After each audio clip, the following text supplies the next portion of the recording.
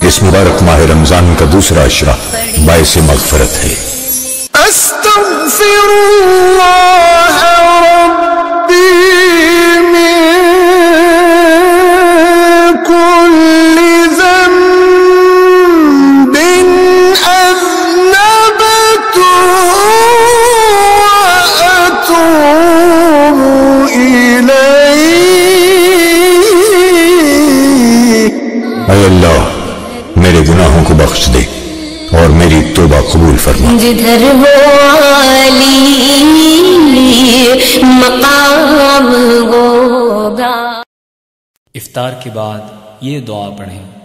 ذهب الظمأ